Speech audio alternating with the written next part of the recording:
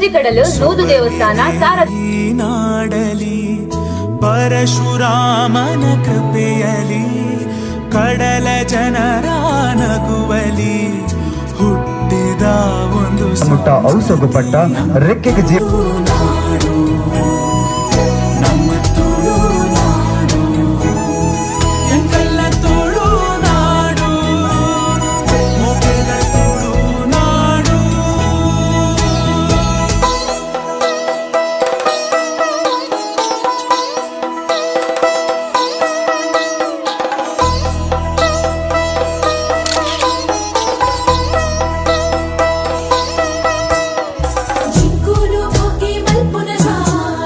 ರೀತಿಯಲ್ಲಿ ಭಾಗವಹಿಸುವಂತಹ ಒಂದು ಕ್ರೀಡೆ ಆಗಿದೆ.